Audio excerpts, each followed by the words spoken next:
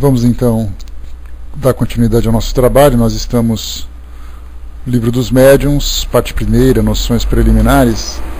O capítulo 3, que trata do método, nós vamos agora para o item 32, já chegando aqui no finalzinho desse capítulo.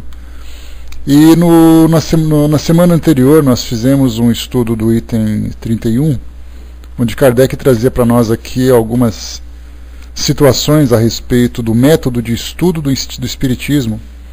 E quando se fala em estudo, não é o nosso próprio estudo, mas é o ensino do Espiritismo às pessoas que têm interesse em conhecer.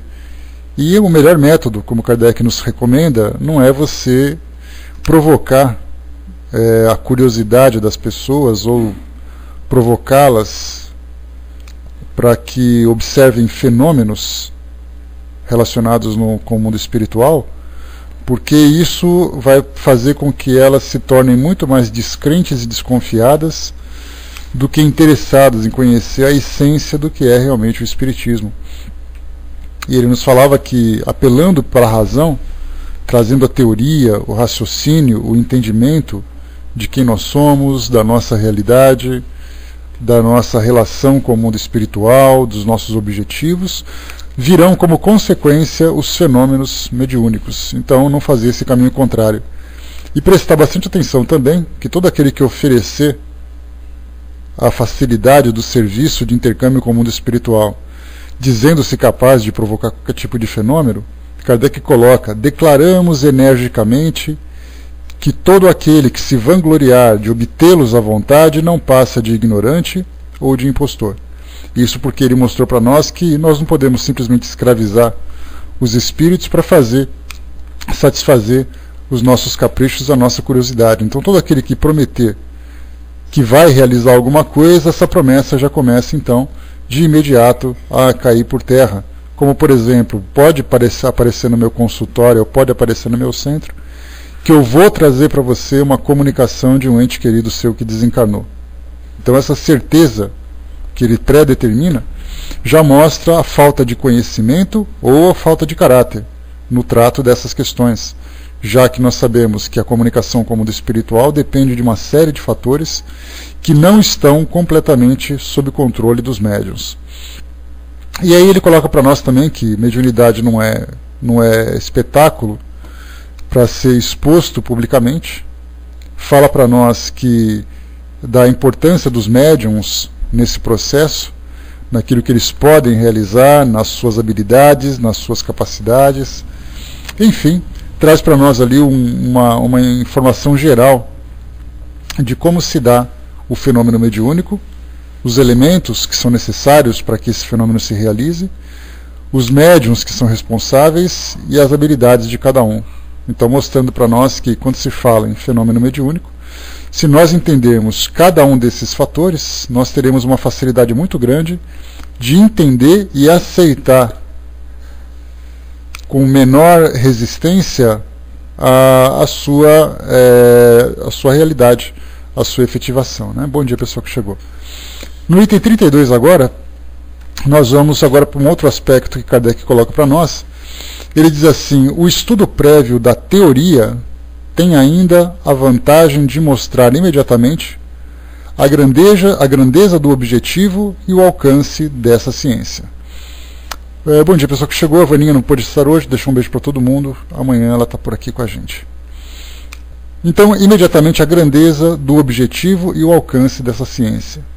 Nos tempos de hoje, a gente tem tratado disso com bastante facilidade, com bastante frequência, do modo como o Espiritismo é exposto na nossa mídia, na mídia brasileira, ou na mídia do mundo de modo geral.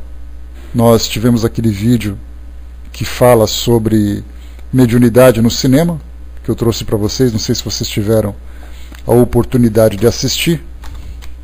Quem não viu ainda pode dar uma chegadinha depois aqui, naturalmente depois dos nossos estudos, e assistir ao vídeo, está lá no YouTube, uma edição de alguns trechos de filmes que tratam de mediunidade.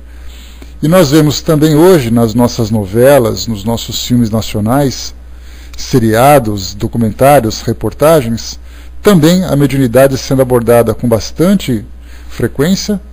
E o mais interessante é que não apenas abordando com frequência, mas tratando com toda a simplicidade que infelizmente ela não merece. Então, quando nós falamos de mediunidade, naturalmente já fazem uma relação direta com o espiritismo. Então falam uma novela espírita. E quando se fala em novela espírita, a gente se pergunta, mas por que ela é considerada exatamente espírita? Aí então eles mostram que alguém que tem a faculdade mediúnica ostensiva, um fenômeno que aconteceu, mas não aborda a essência filosófica, a essência espiritual do espiritismo.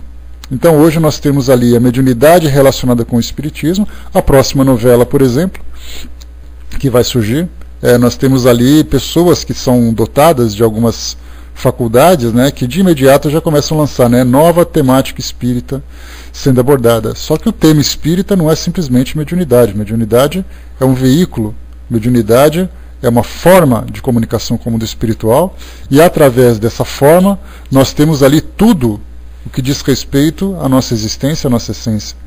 Seria mais ou menos como se o médium fosse o telefonista, e a preocupação que nós tivéssemos não seria com quem vai fazer a ligação ou com quem recebe, mas nós daríamos todo o mérito para o telefonista.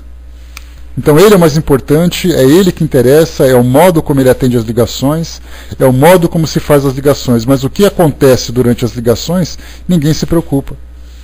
Então é mais ou menos o que nós vemos no modo simplista de se ver. Então, e nós não temos nem tema espírita, né, Wagner? Nós podemos colocar temas espiritualistas, e muitos desses temas são abordados pelo espiritismo. Temas espiritualistas, por exemplo, quando se fala de anjos, anjo, dentro da concepção espírita, são espíritos puros. Dentro da concepção espiritualista, anjos são seres criados à parte. Então nós temos isso falado com bastante frequência, né? Novelas que são dramáticas, novelas que são cômicas, que tratam desses personagens, desses elementos da natureza, né, desses seres. Então, de um modo geral, o que Kardec coloca é que o estudo prévio da teoria que envolve o espiritismo já nos mostraria a grandeza do objetivo da doutrina espírita e o alcance que ela pode nos proporcionar, né?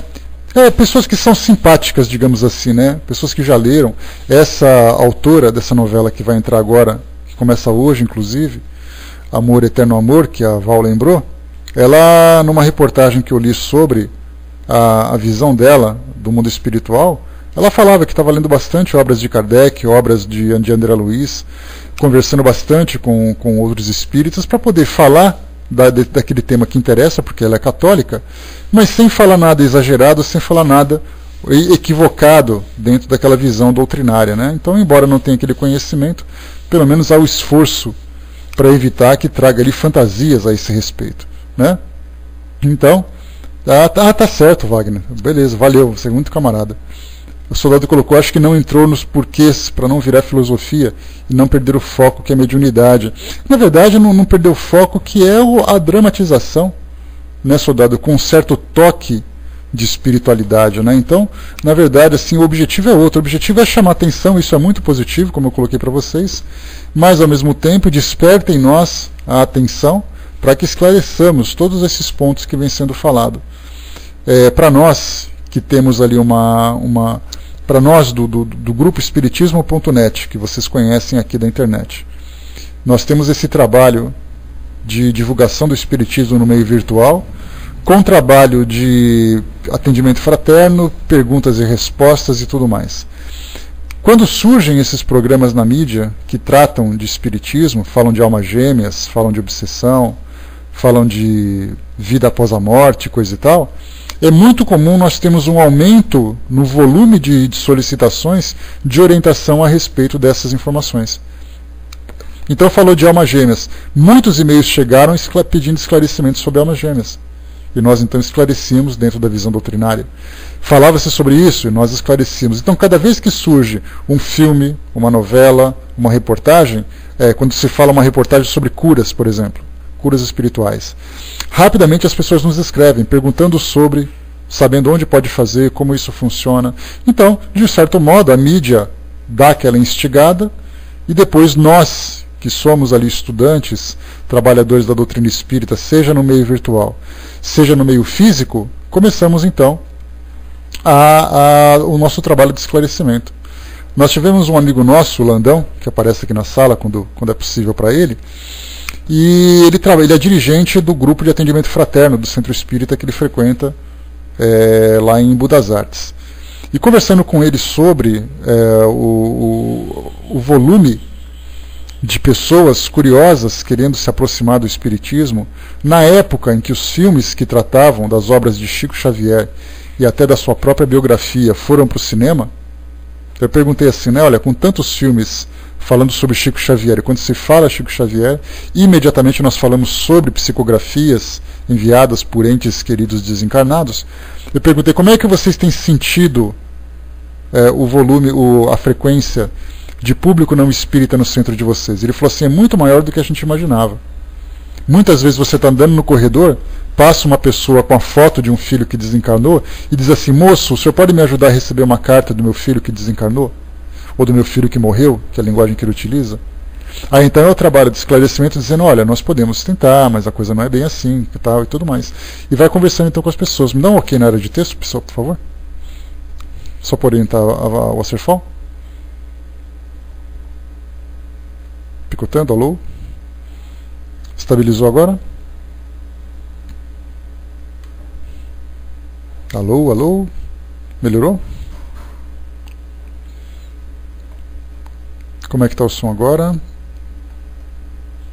Voltou? Tudo certo agora? Beleza. Então eu vou repetir para vocês, que não sei se vocês não chegaram a ouvir. Então ele dizia que no corredor do Centro Espírita pessoas chegavam com fotos de filhos, de filhos desencarnados, pedindo uma comunicação, com a maior simplicidade, num corredor de um centro espírita. Isso porque viram na televisão que era possível disso acontecer.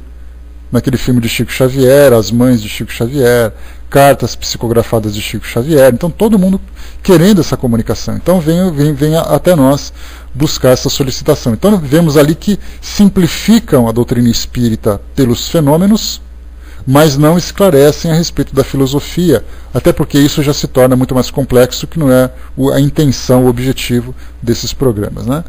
A Fernanda colocou, né, tudo visto com muito simplismo e de forma realmente redutiva nas novelas, mas com certeza estimulam tantos a curiosidade, saindo um pouco daquele esquema preconceituoso, aquele que nós conversamos agora, né, Fernanda? Exatamente. Armando colocou em cima, né, a mídia fala de mediunidade, mas não se fala de quem codificou e quem trouxe a doutrina. Infelizmente a doutrina hoje se faz por um médium e por um espírito, né? Falta a real divulgação da doutrina, mas não é o objetivo, né, Armando, que eu coloquei para vocês. A intenção deles é pegar esses temas que tratam de mediunidade, de fenômenos mediúnicos, e rechearem e darem, por exemplo, um certo toque mais interessante no drama, né, ou na trama que eles apresentam hoje, na teledramaturgia, né? Então não é uma proposta de divulgar o espiritismo, mas é uma proposta de fazer com que as pessoas tenham uma visão diferente do mundo espiritual, saindo daquela ideia dogmática. Então, cabe a nós trazermos esse novo ingrediente para poder chamar a atenção, né? Então, uma novela que se falava sobre espiritismo foi a Viagem, né? A Viagem nós tivemos ali mais clareza, reunião mediúnica, explicações mais detalhadas, né? Inclusive Viagem, ela acabou sendo, não sei o que pode ser, gente, está tudo tão limpinho aqui, não tem nada de diferente aqui, está tudo em ordem, tudo à disposição aqui da nossa do nosso estudo, do nosso trabalho, né? Tanto que eu reservo a conexão só para isso. Melhorou alguma coisa? Está tudo em ordem?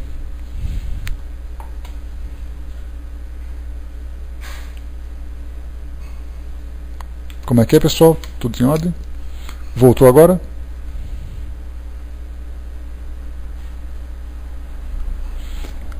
Alô, alô, alô? Voltamos? Pronto? Alô? Pronto, voltou, né? Deu uma travada na área de texto aqui, mas isso aqui deve ser do Pautalk, pessoal, porque está tudo em ordem para mim aqui, viu? Vamos lá, então. Então, o que o Armando colocou, né? Mas a ideia... A divulgação que é feita, Armando, eu acho que os centros espíritas, de modo geral, têm feito um bom trabalho com muitas palestras, muitas atividades, muitos convites, né? Mas com programa de televisão agora, TVC fazendo um trabalho de divulgação muito bacana, as rádios, como Rádio Fraternidade, Rádio Boa Nova, programa agora que nós começamos nesse fim de semana, né?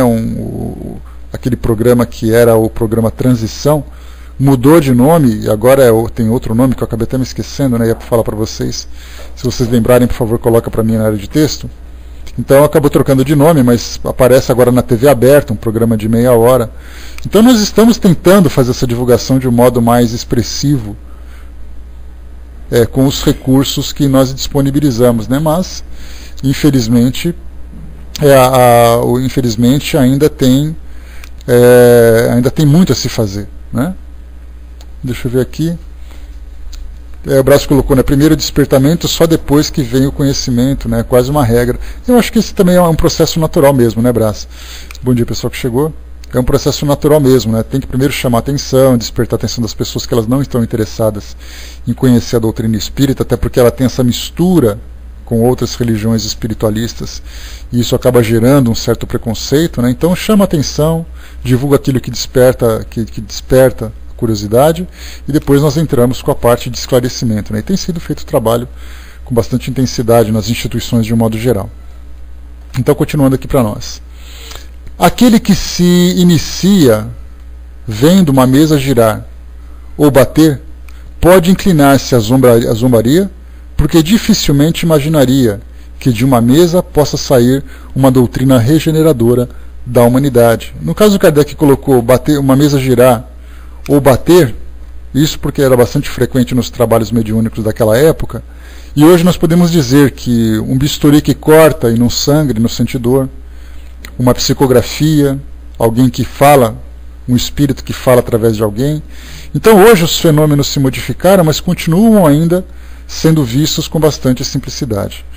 Então, nesse caso, as pessoas observam aquela cirurgia, aquele fenômeno, e já começam a questionar, a perguntar mesmo, será que isso é verdade? Algumas pessoas já vi isso acontecer várias vezes acontecer. Pois é. O que vocês acham da gente explodir a sala e voltar? Podemos fazer isso? Acentuamos sempre que os que creem sem ter visto, porque leram e compreenderam, ao invés de superficiais, são os mais ponderados. Uma colocação interessante de Kardec, porque é o que acontece com a maioria de nós. Nós nos aproximamos por uma necessidade, por uma vontade, e isso é uma característica da maioria das pessoas que se aproximam da doutrina, e aí então a gente vai frequentando palestras, frequentando estudos, e bem ou mal desenvolvidos, né, as palestras ou os estudos, nós nos preocupamos muito mais com aquilo que vem trazido para nós pela doutrina, vem trazido para nós pelos orientadores espirituais, do que nós nos preocuparmos com a organização ou com a presença de determinado fenômeno, para depois começarmos a acreditar em alguma coisa. Raras são as pessoas que vivenciam essa experiência. Nós vemos, por exemplo, o contato muito mais direto com a mediunidade, nós temos nos trabalhos feitos pela Umbanda. Muitas pessoas vão numa reunião, vão conversar com o espírito, com o orientador, então de imediato eles já se deparam com o fenômeno mediúnico.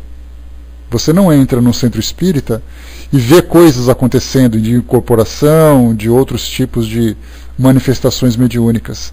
Você vai, se senta, vai para a teoria, vai participar de algum tipo de atividade, e depois, conforme o desenvolvimento dos trabalhos ou a necessidade de cada indivíduo, aí então ele se depara com o fenômeno propriamente dito.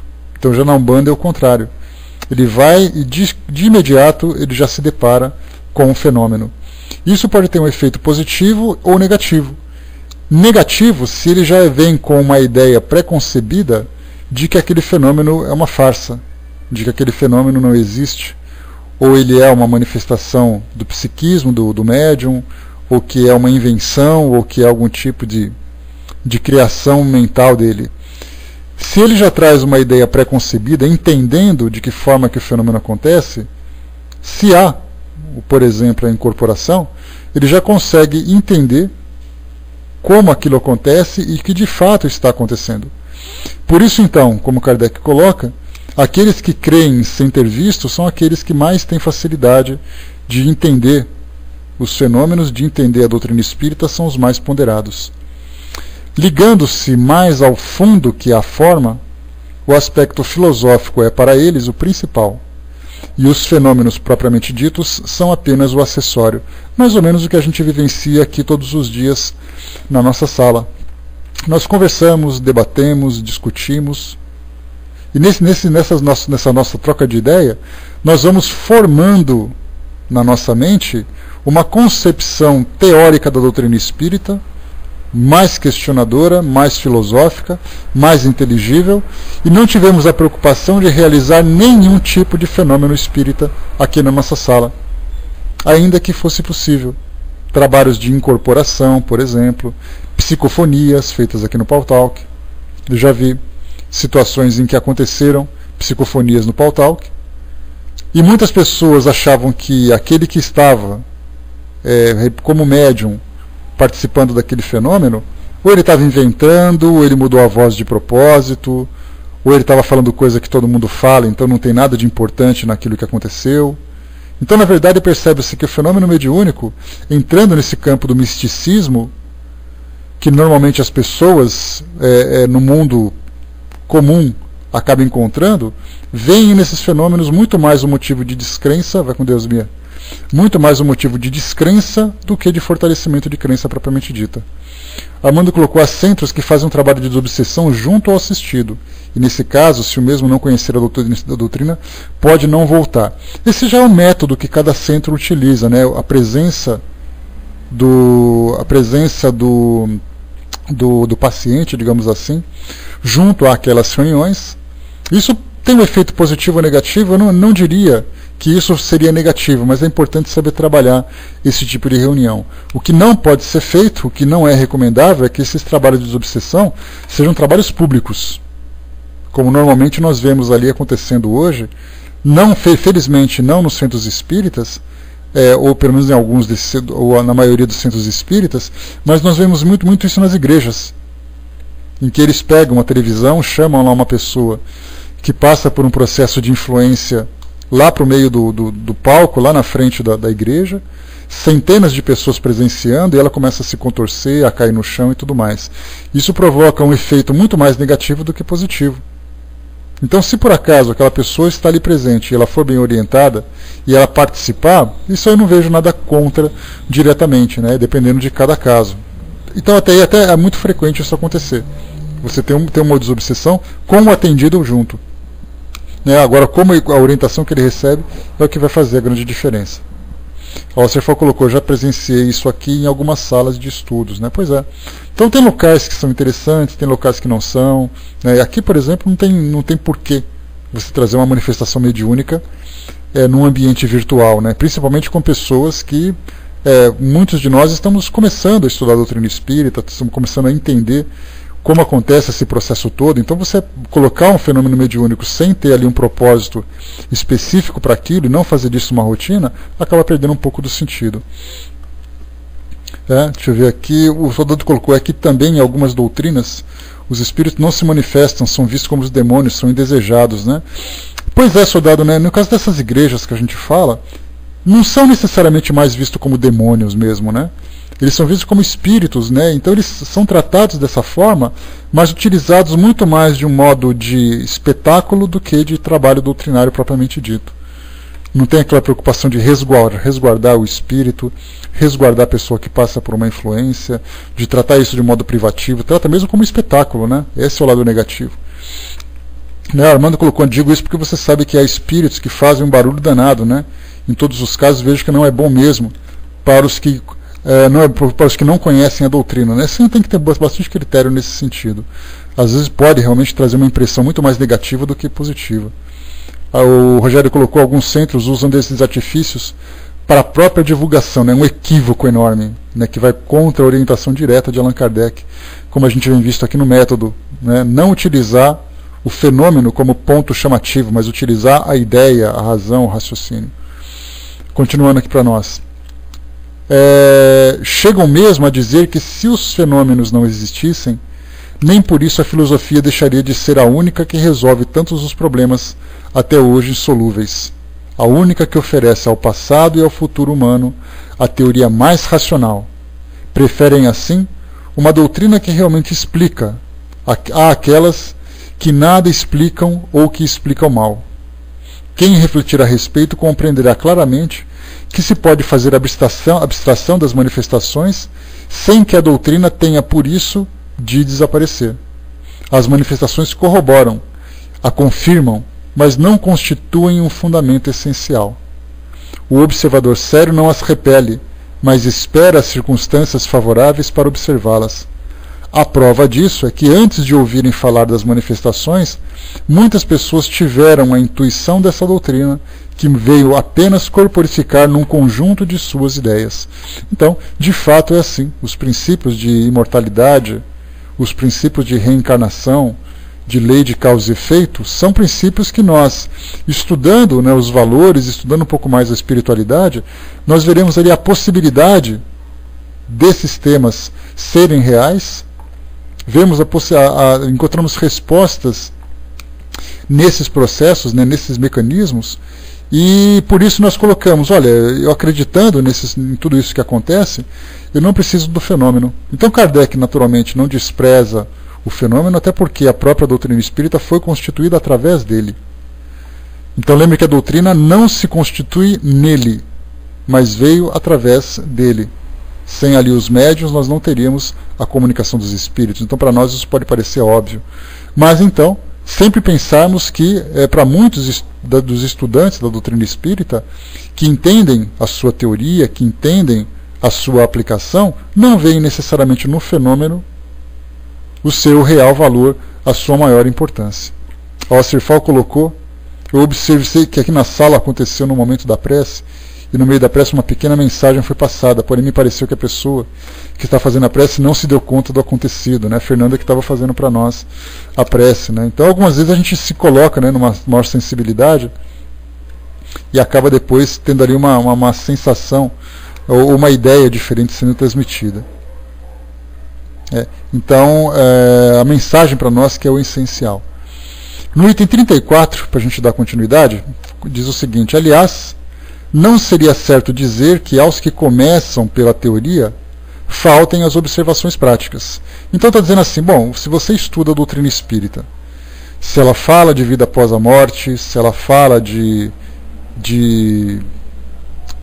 se fala de influência espiritual, se fala de reencarnação, se traz para nós uma série de informações que a gente na teoria acaba estudando, ou seja, tem contato com essas informações através dos livros, não significa que nós nunca tivemos nenhum contato ou nunca ouvimos falar dos fenômenos mediúnicos.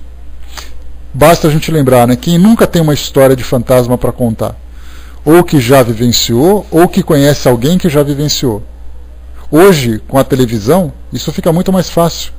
Nós temos ali vários documentários, reportagens que mostram esses fenômenos. Daí então nós percebemos que, embora eu não tenha contato direto, e muitos de vocês vão dizer graças a Deus, outros vão dizer uma pena que eu não tenho contato, mas eu consigo acompanhar conhecendo outras pessoas.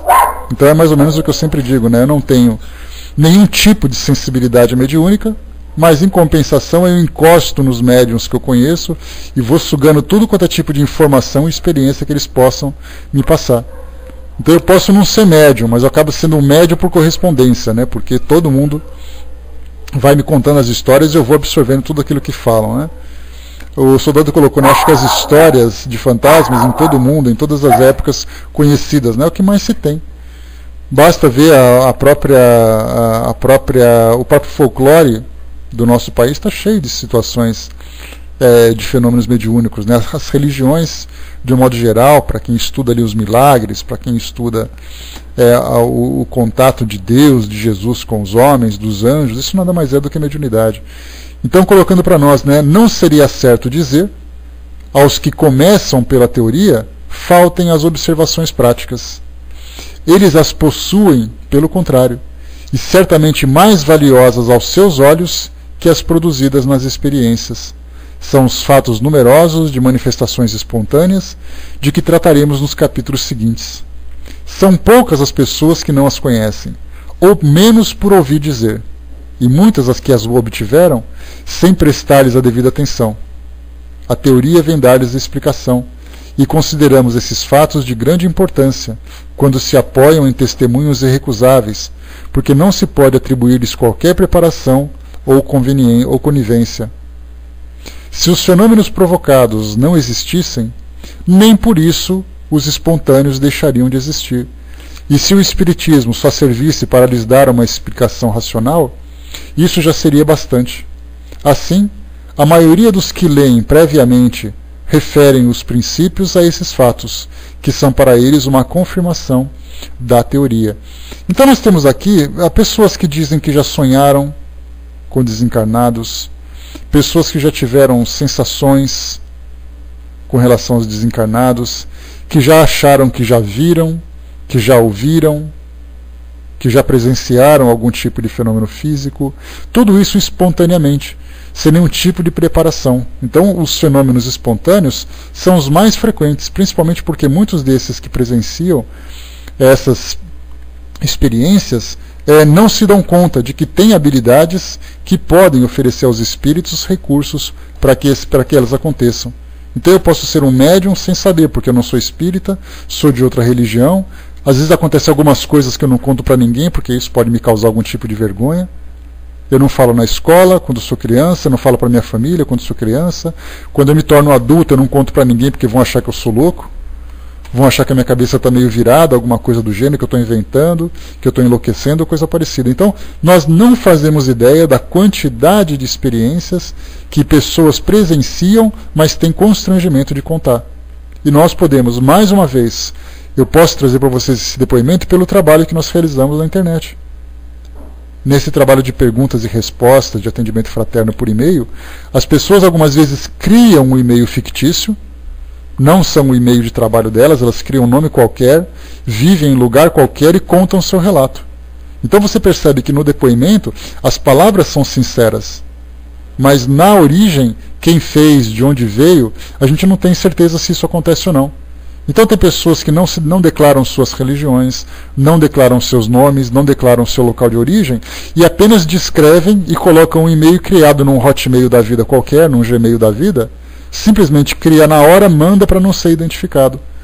Pessoas de outras religiões, pessoas que são católicas, pessoas principalmente que são evangélicas, porque a maioria dos católicos, podemos colocar que são católicos, que não são tão praticantes, enquanto que os evangélicos sim, participam mais ativamente de suas crenças, daí então trazem depoimentos para nós que não podem relatar em suas casas espíritas. Pois é, está trazendo mais dificuldade para evitar essa bagunça, né, soldado? Essa carne de vaca que virou agora fazer e-mail, né? Então nós temos ali muitas pessoas que escrevem dizendo que tiveram sensações de pessoas, tiveram visões. Uma jovem que escreveu falou assim: olha, eu vejo a minha avó constantemente, mas eu não posso falar isso para minha mãe, muito menos ainda para o pastor da igreja, porque ele vai dizer que eu estou louco ou que é o demônio que está na minha casa, mas eu sei que é a minha avó. Eu sinto a energia dela, eu sinto a presença dela, com o mesmo amor que ela tinha antes, da mesma forma que ela me amava antes. E eu tenho certeza que isso não é coisa do mal. O que pode ser isso, então? E aí a gente vai e traz a explicação sobre mediunidade. Então pessoas que são médiums, que provocam ou que participam desses fenômenos inconscientemente, e são fenômenos espontâneos. Não tem nada preparado, programado, as coisas simplesmente acontecem. Então, importante a gente lembrar que nesse caso, estudarmos a teoria hoje se torna muito mais fácil de nós entendermos o fenômeno. Eu presenciei um espírito que apareceu, eu tive a impressão de que apareceu. O que pode ser isso? Então ele pega a teoria, fala sobre materialização, fala sobre evidência, que são várias possibilidades dos espíritos entrarem em contato conosco. Aí então quando a gente pega a teoria e percebe que, primeiro, percebe que aquilo é possível. Já é o primeiro ponto. Segundo, percebe que aquilo não acontece só com ele. Já é o segundo ponto. E depois ele começa a ver assim que aquilo pode voltar a acontecer, que é algo absolutamente natural. Então ele fala assim: bom, então é isso. Então quando volta a acontecer, ele se sente muito à vontade para poder observar com mais tranquilidade aquela situação. Então ele faz um caminho contrário, ele vê o fenômeno e vai para a teoria. A maioria vai pela teoria porque você está sofrendo, porque você perdeu alguém, porque você está doente. Então você vai para o centro espírita para pedir ajuda. Essa ajuda vem não apenas através da presença daqueles trabalhadores oferecendo um certo apoio, como também através das instruções. Ele vai participar de uma palestra, vai tomar um passe, essa palestra aqui, a outra palestra ali. De repente, nas palestras, frases, palavras, explicações vão sendo percebidas. E aí então ele começa, nunca presenciou nada, ele só está sofrendo. Aí então, através dessas informações que ele vai captando, se por acaso surgir uma situação que relativa aos fenômenos mediúnicos, ele sabe exatamente identificar. Alguém conta para ele, nossa, você não sabe o que me aconteceu.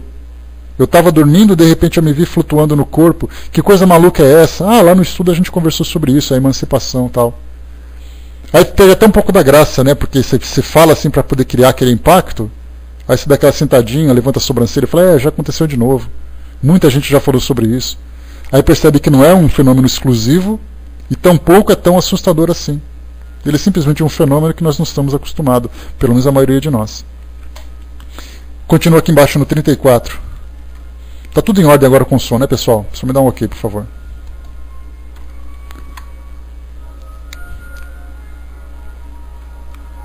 Pois é. Só faltava, né? Sabe aquele fenômeno? Sei. Esse que é o pior. Obrigado, gente. Vamos lá, 34. Seria absurdo supor que aconselhamos a negligenciar os fatos, pois foi pelos fatos que chegamos à teoria. É verdade que isso nos custou um trabalho assíduo de muitos anos e milhares de observações, mas desde que os fatos nos serviram e servem diariamente, seríamos incoerentes se lhes contestássemos a importância, sobretudo agora que fazemos um livro para ensinar como conhecê-los.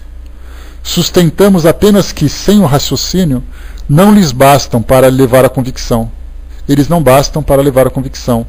Que uma explicação prévia, afastando as prevenções e mostrando que eles não são absurdos, predispõe a aceitá-los. Então Kardec fala assim, a gente está conversando que a filosofia é mais importante, que o aspecto espiritual é o mais importante, mas o fenômeno não é tudo isso não.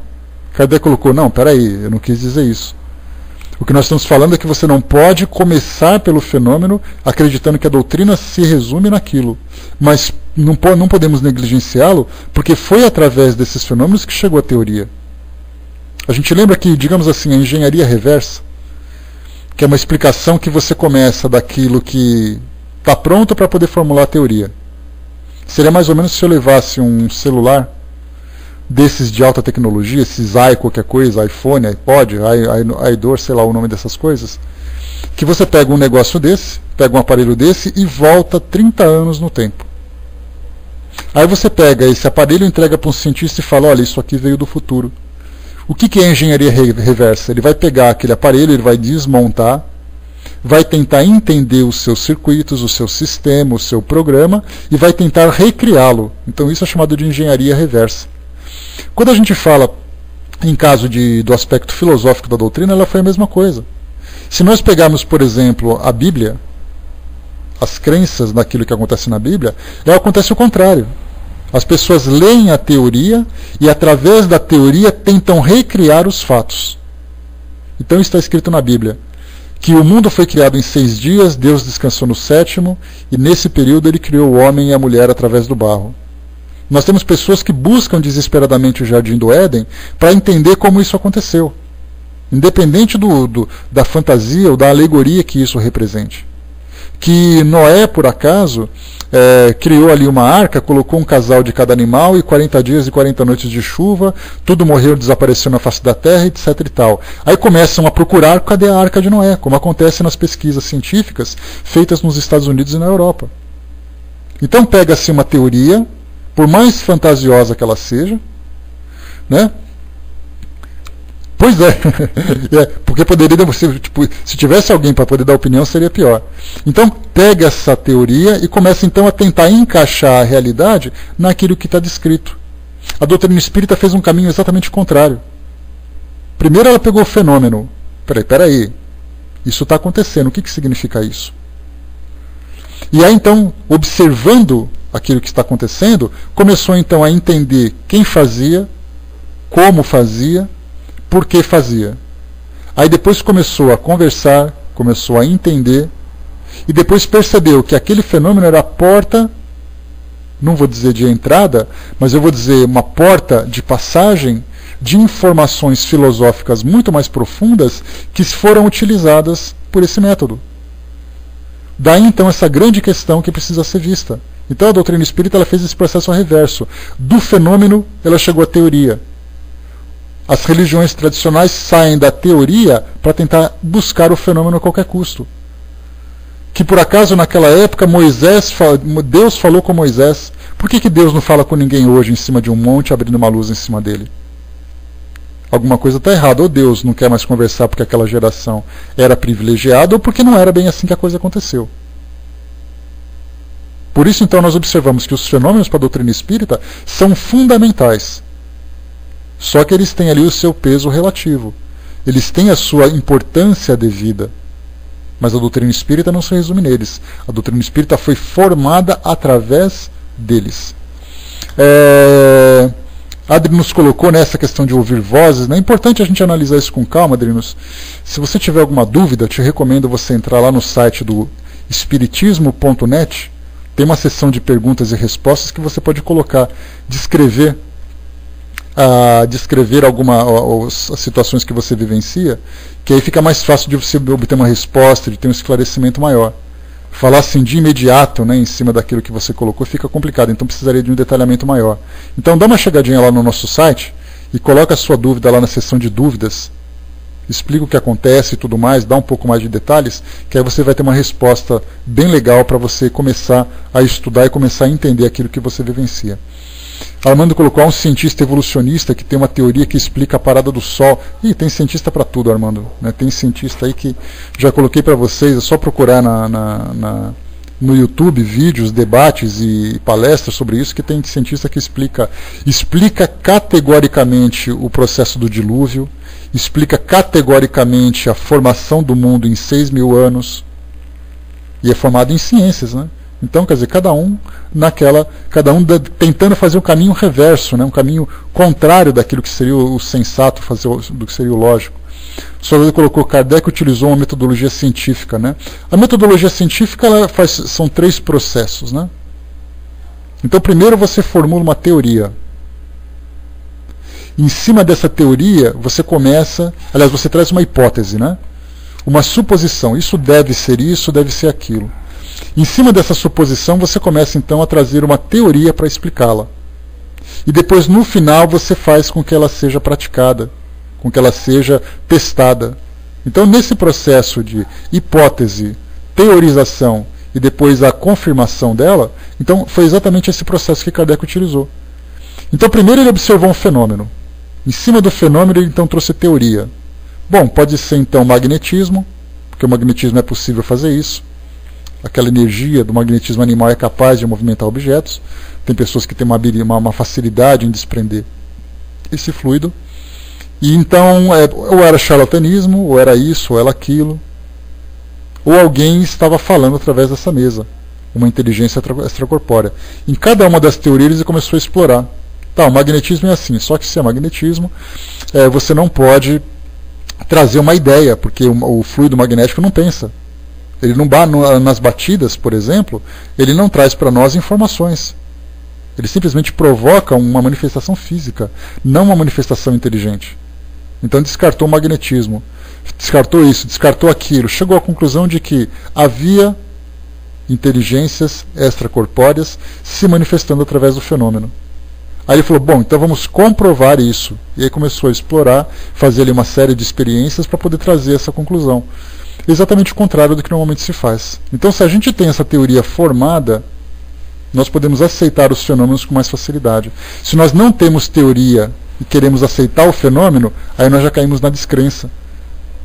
É aquela mesma situação que eu coloquei para vocês, né? É possível que tal fenômeno aconteça na Bíblia, que é o livro que tem relatos de fenômenos mediúnicos?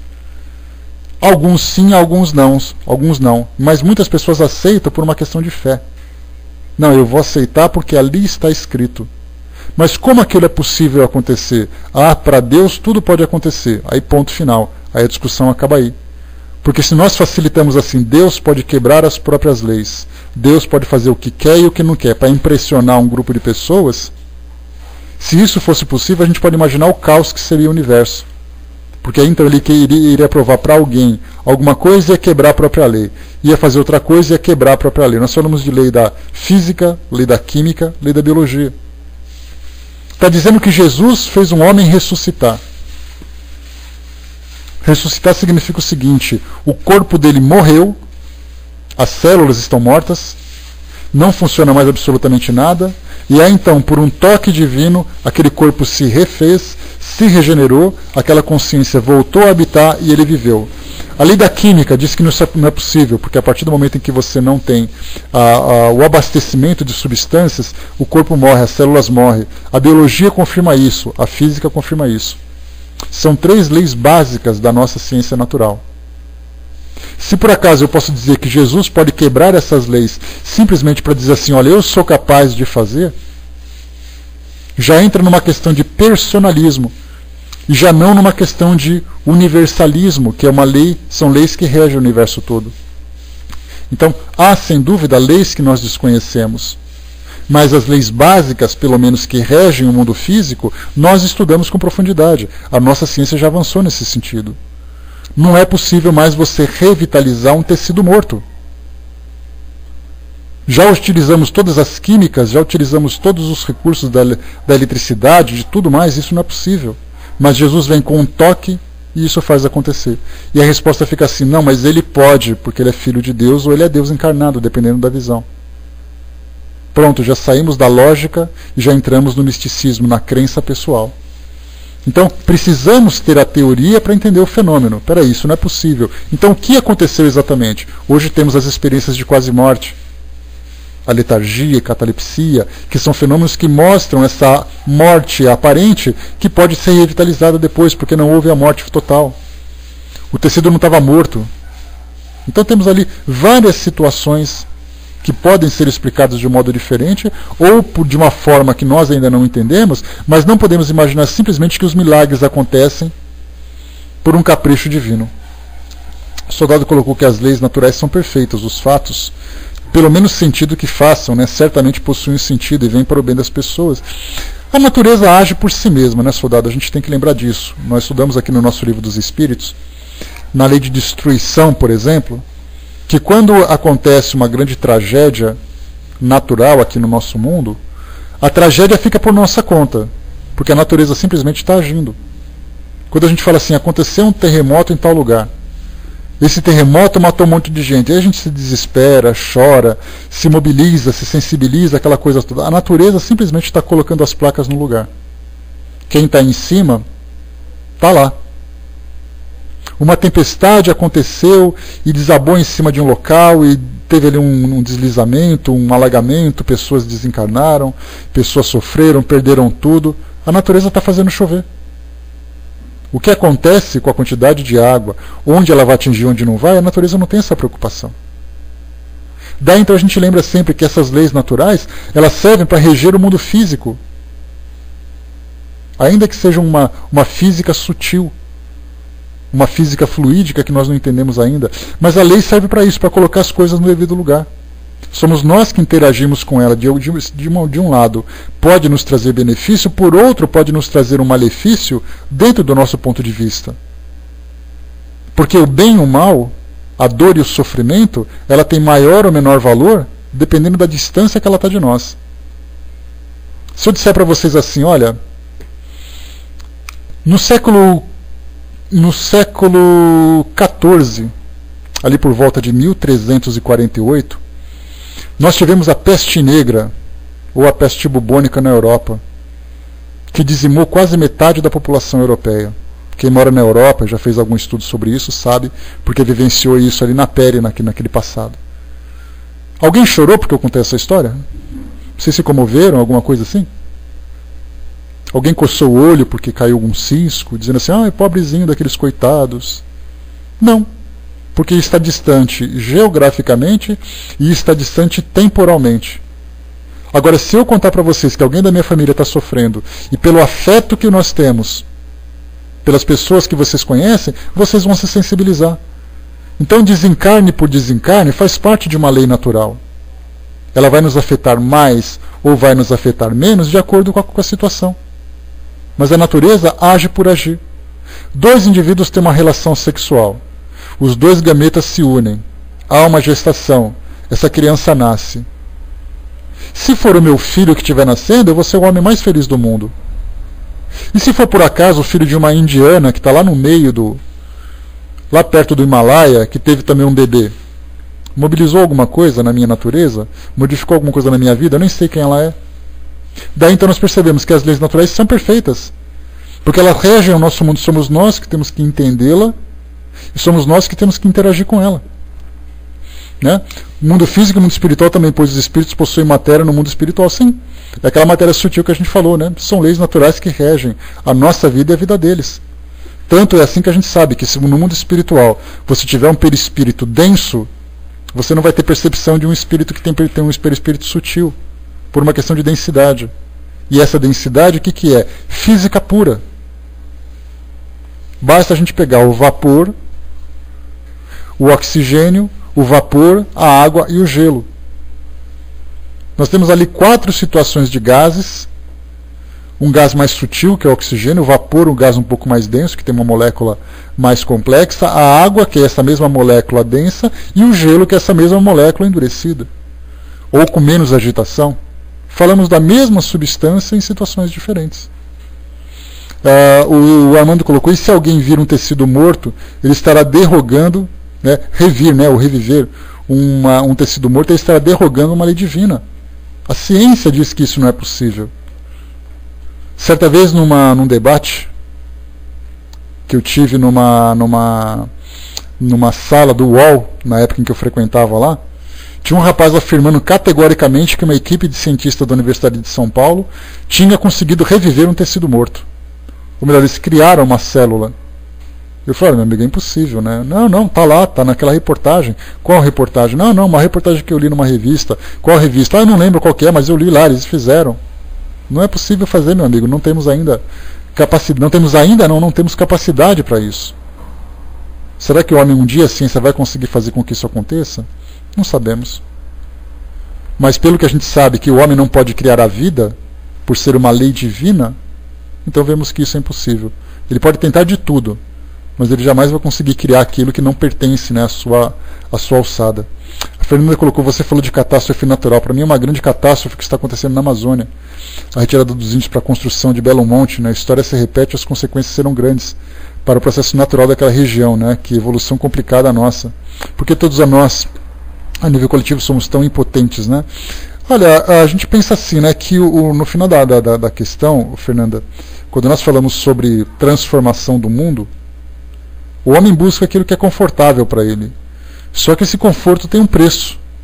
Porque a natureza, como nós colocamos, independente dos índios que estão lá, os indígenas estarem presentes, são espíritos passando por experiências difíceis. Assim como os índios estão sendo retirados da Amazônia, nós temos pessoas sendo retiradas de locais de alagamento aqui nas grandes cidades. Prédios que foram demolidos e tudo. Então são espíritos passando por experiência. Mas a gente pensa assim, aquele prédio desabou, como aconteceu no Rio de Janeiro. O prédio desabou. A natureza está agindo. São leis físicas que estão dizendo que aquela estrutura não pode ser suportada com tanto peso. E aí, então ela desaba. Quem está dentro, quem não está dentro, quem morreu, quem conseguiu escapar, isso para a natureza não faz diferença. Então, por mais insensível que possa parecer essa nossa visão, nós temos que entender que as leis da natureza agem por si mesmas. Se por acaso aquele prédio está desabando, ou vamos pensar assim de modo mais genérico, se um avião está caindo, ele está caindo porque tem uma falha técnica. E ele não está preocupado quem está dentro, se tem um presidente, se tem um doente, se tem uma criança, se tem um famoso, se tem um desconhecido. Se por acaso houve uma falha técnica naquele avião, pelas próprias leis naturais aquele avião vai cair, se ele não tiver mais condições de se sustentar. Então a natureza não se preocupa, ela simplesmente é regida por leis. E essas leis tendem a fazer com que ela se mantenha sempre em equilíbrio. A gravidade diz que todo o corpo, toda a matéria tem que ficar próximo a ela. No caso aqui, a gravidade do nosso planeta tem que ficar no chão. Se nós, através de equipamentos, levamos um equipamento mais pesado, através de equipamentos e técnicas, né, faz com que aquele equipamento suba a alturas que, vamos dizer assim, vá contra a lei da gravidade, se aquele equipamento parar de funcionar, ele vai cair de volta. Não tem jeito. Mas com certeza a retirada ali é diferente, né? Acarretaria outras catástrofes, com certeza como consequência. Teremos ali no caso, né, Fernanda, situações morais daquilo que o homem pode fazer de bem ou mal para aquela comunidade, as consequências positivas ou negativas para aquela região em termos de energia, em termos de tecnologia, de desenvolvimento tecnológico, as violações contra a lei da natureza. Nós temos aqui em São Paulo, por exemplo, casas que foram construídas em local de grandes alagamentos. Para quem mora em São Paulo, marginais. Toda vez que tem grandes chuvas, é uma tendência dos rios aqui de São Paulo, o Rio Tietê e o Rio Pinheiros, o rio se espalhar pela quantidade de volume. Mas o homem cismou de criar rodovias, ou criar vias, no entorno, né, na marginal desses rios. Quando chove, o que acontece? Vai alagar. A natureza daquela espreguiçada assim, se expande, não está preocupada com quem está lá, ocupação de várzeas, acontece assim. Então, quer dizer, isso vai trazer consequências, o tempo vai dizer quais serão essas consequências, qual a intensidade das consequências, qual o lado positivo e qual o lado negativo. É o tempo que vai mostrar. E certamente nós sabemos que o homem, infelizmente, aprende com as próprias ações. Está aí a mudança climática, o degelo, o desgelo, furacões, tudo aquilo que vem acontecendo são consequências daquilo que o homem fez. Então, pela lei de causa e efeito, que é uma lei divina, que faz com que o ser, o homem, aprenda com as próprias ações, nós temos aí mais uma experiência em Belo Monte, que o homem vai aprender num futuro próximo, distante, as consequências daquilo que ele fez. Infelizmente é assim, a gente pensa mais na nossa necessidade, por isso que a nossa necessidade material ainda é muito mais patente do que a nossa necessidade moral. Nós precisamos desenvolver aquele local, mas quais as consequências disso? Em termos de moralidade, não se pensa nisso ainda, mas o homem vai ir para aprender, né? Não tem como. Deixa eu ver aqui. O Brasil lembrou também de Itaipu, né? Falou do que aconteceu no passado, né? Para interferir na natureza é preciso entendê-la, né? O homem então vai aprendendo com isso agora, mas ele já está ficando mais cuidadoso agora, porque ele sabe que as coisas não são bem assim. O Osterfall colocou: o homem agride a natureza e ela responde depois de acordo com como foi tratada, né? Poeticamente sim, mas o homem, quando altera a natureza, ela responde de acordo com a alteração que o homem fez. Seria mais correto de dizer. Se ele faz uma alteração muito drástica, que faz com que ela sofra grande desequilíbrio, ela naturalmente vai ser trazida de volta, porque ela precisa manter aquele equilíbrio, contra a vontade do homem ou a favor da vontade do homem. Quando começaram as viagens espaciais, ouviam as pessoas dizer, né, vai pagar caro e mexer no segredo de Deus, né? Hoje estamos com a NET graças a viagens espaciais. Tivemos, né, para a gente ter uma ideia, encerrarmos aqui o nosso bate-papo de hoje, tivemos uma notícia que vocês que acompanham o Facebook e que normalmente me adicionaram também, eu postei uma reportagem que saiu há umas 2, 3 semanas, que o Papa disse que os casais que são inférteis devem se afastar das clínicas que fazem inseminação artificial, porque essa arrogância do homem vai contra a lei de Deus. Então, se vocês por acaso formam casais que não podem ter filhos, segundo a visão da Igreja Católica, emitida pelo seu representante máximo, o Papa, vocês não podem recorrer a uma clínica de fertilização. Porque se seu corpo não pode fazer, então você não pode ter. Então a gente vai enfrentando visões limitadas, preconceitos e coisas do gênero, dependendo do entendimento que o homem tem. Tudo que você não conhece, você teme. Só que quando você passa a entender, você já deixa de ter o medo. Outra questão é da água potável em áreas urbanizadas, cada vez mais em falta, né? Embora não seja notada por muitas pessoas, né? A natureza vai depois responder. O exemplo Pantanal. Ontem passou uma reportagem que falava da degradação, o homem agindo também. Mas hoje eu vi uma fotografia dessa retirada que me tocou muito, né? Como voltar à história, mesmo se sabemos que no mundo temos ainda tanta selvageria, né? Vai ter consequência, não tem jeito. Para a gente poder fechar aqui nesse último parágrafo, quando se fala sobre teorizar e entender o fenômeno com mais facilidade, isso é tão certo, essa ideia de Kardec, que de 10 pessoas estranhas ao mundo que assistam a uma sessão de experimentação, das mais satisfatórias para os adeptos, 9 sairão sem convencer-se, e algumas delas ainda mais incrédulas do que antes, porque as experiências não corresponderam ao que esperavam. Então Kardec coloca por experiência própria que se você colocar 10 pessoas numa reunião, e dessas 10 apenas uma for seguidora do Espiritismo, e estudar e entender, uma simples psicofonia, uma simples psicografia já vai ser o suficiente para você se sentir satisfeito. Mas para quem não conhece, ele vai querer ver o fantasma. Aí você escreve uma mensagem de 2 linhas, entrega para a pessoa, ela vai olhar e fala assim, é isso que vocês queriam me apresentar? Ou então ela vai participar de uma reunião de psicofonia, ouve o espírito conversar com ela, aí ela vai para casa, e aí, como é que foi lá? Ah, foi legal. Você conversou com o espírito? Conversei com alguém lá, né? Se é espírito, assim, eu não sei. Agora, quando você vai, estuda, conhece o fenômeno, é capaz de identificar o tipo de espírito que está lá, o médium, todo o processo, o ambiente, o objetivo, você já começa a colocar uma certeza que o fenômeno aconteceu, independente da sua qualidade. Agora, quando você não acredita no fenômeno. Você não está nem preocupado se ele foi bom ou se ele foi ruim. O fenômeno já é colocado em questão.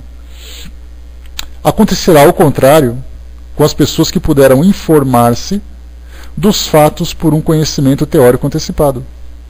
Para estas, esse conhecimento servirá de controle e nada as surpreenderá, nem mesmo o insucesso, pois saberão que em condições os fatos se produzem e que não se lhes deve pedir o que não podem dar. Então, para quem já conhece, sabe que se eu for numa reunião e não tiver comunicação, vai com Deus, Maria, bom dia. E não tiver comunicação, então, paciência, na próxima vai ter. A compreensão prévia dos fatos torna capazes de perceber todas as dificuldades, mas também de captar uma infinidade de pormenores, de nuances quase sempre muito sutis, que serão para elas elementos de convicção que escapam ao observador ignorante. São esses os motivos que nos levam a só admitir em nossas sessões experimentais pessoas suficientemente preparadas para compreender o que se passa, pois sabemos que as outras perderiam o seu tempo e nos fariam perder o nosso. Kardec já falando da preocupação que ele tinha em fazer uma seleção das pessoas que poderiam participar de suas reuniões de experimentação. Eu queria participar de uma reunião de vocês. Você já leu algum livro espírita? Você sabe como as coisas funcionam? Não, é minha primeira vez. Então faz o seguinte, senta lá no cantinho, vai ler esse livro aqui. Depois a gente conversa. Você já participa de reunião? Já, eu sou trabalhador de uma outra casa. Então seja bem-vindo, muito bem. Vamos participar juntos. Então é mais ou menos hoje essa diretriz que é seguida pelas casas. Se não houver necessidade extrema de ter a presença de alguém que não conhece o fenômeno, de observá-lo, não há por que convidá-lo. Seria apenas uma questão de espetáculo. Só que hoje a gente percebe que muitos desses fenômenos são realizados publicamente para poder chamar a atenção das pessoas. Da mesma forma que aconteciam as mesas girantes no passado, que acontecia publicamente, hoje nós temos reuniões de psicografias, o próprio Chico Xavier fazia isso, as cirurgias espirituais, que se faz, por exemplo, em Abadiânia, que se fazia aqui em São Paulo, faz no Rio de Janeiro, em outros locais. Faz isso publicamente para que as pessoas presenciem um fenômeno, não como forma de convertê-las, mas de confirmar aquilo que elas já conhecem, pelo menos de modo superficial. Então temos ali, não perder tempo com aqueles que não conhecem, que buscam só por curiosidade, e infelizmente hoje, com o uso da tecnologia, da mídia, nós podemos criar efeitos especiais dos mais interessantes, efeitos especiais estes que provocam a nossa imaginação, e quando você vai no centro espírita, você quer aquilo ou mais, menos do que aquilo não serve. Mas eu fui ao fim de semana e fui assistir a Mulher de Preto. Falei para vocês desse filme, né? Está em cartaz aqui em São Paulo e nas capitais também do Brasil, eu creio. Você vê naquele filme uma casa que é abandonada e uma mulher de preto parada no fundo num corredor olhando para você. Se eu vou no centro espírita e tem só alguém escrevendo alguma coisinha, eu quero saber cadê a mulher de preto no centro espírita. Se no filme tem, eu também quero. Então, quando a gente começa a criar uma certa expectativa baseada nas fantasias que nós vamos criando, que a mídia vai nos apresentando, nós queremos também ver isso na vida real, por mais pavoroso que seja. A gente vê um processo obsessivo de um exorcista, um filme chamado Exorcista. Aí você vai no centro espírita e vê alguém chorando ali porque está obsediado. Você fala, isso que é obsessão? Obsessão é aquilo que eu vi no filme, é aquilo que eu quero ver. Eu quero ver gente virada do avesso descendo escada de costas. Não quero ver gente chorando em cima de mesa, não. Então a gente começa a criar expectativas por aquilo que a mídia passa. Então, na atualidade, Kardec era muito feliz por isso, por não viver nesse nosso presente, nós temos que lidar muito mais com esses estímulos provocativos do que com a realidade. Ele lidava com a realidade, com aquilo que as pessoas imaginavam. Hoje as pessoas, nem imaginando, começam a aprender coisas erradas. Esse é um problema.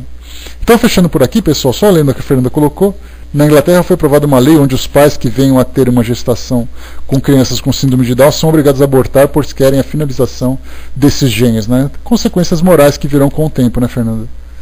A gente não sabe como isso vai acontecer, a gente não sabe que tipo de violação, qual a intensidade dessa violação nas leis naturais, os comprometimentos que essas pessoas envolvidas vão ter, mas certamente terão e vão aprender por isso também. Com certeza, em decisões do gênero de espiritualidade, a ignorância está influenciando. É uma forma sutil da mediunidade, né? As coisas vão acontecer, as pessoas estão vendo os fenômenos. De certa forma, elas vão buscar o entendimento desse fenômeno. É aí que entra essa parte teórica. Então, elas vêm por causa do fenômeno, vão sair com a teoria. Isso é muito bom. Agora, como Kardec colocou, muitas pessoas já começam na teoria, sejam porque estão sofrendo, seja porque têm vontade de conhecer. Se por acaso aparecer um fenômeno, vai ser um complemento. Todos os dias vocês vêm aqui na sala. Não faço espetáculos, não provoco fenômenos mediúnicos, vocês não veem fantasmas, nem por isso vocês deixam de ver. Porque percebe que a teoria traz para nós uma filosofia de vida. Não tem a preocupação de estudar o fenômeno. Mesmo que esse nosso estudo seja do livro dos médiuns, que vamos estudar os fenômenos. Mas percebemos que a teorização da ideia, o entendimento, o questionamento sobre as várias situações se torna muito mais interessante do que um fantasma. É claro que vocês gostariam de ver um fantasma aparecendo. Vocês, por exemplo, olhando para trás, agora, nesse instante, veriam uma mão colocando no ombro de vocês, uma pessoa vestida de preto. Aí vocês sairiam correndo naturalmente, mas como não tem, isso não faz diferença para vocês. Então vamos lá. O fenômeno, exatamente, não, o fenômeno está justamente aí, de não precisar do fenômeno. Então vamos lá, tá fora, né? Beleza. Então, viu só, vocês não precisam de fenômeno. Basta colocar a teoria bem apresentada que todo mundo consegue pegar. Muito bem, pessoal, fechando por aqui então, eu vou passar para o nosso amigo Brás, que vai fazer o encerramento. Lamentamos aquele probleminha técnico que nós tivemos no início, mas eu não sei se tivemos. Vocês acham que isso comprometeu o nosso estudo, tem que fazer de novo alguma coisa, ou tudo ficou certo? Coloca a opinião de vocês aí. Você já que precisa refazer esse tema?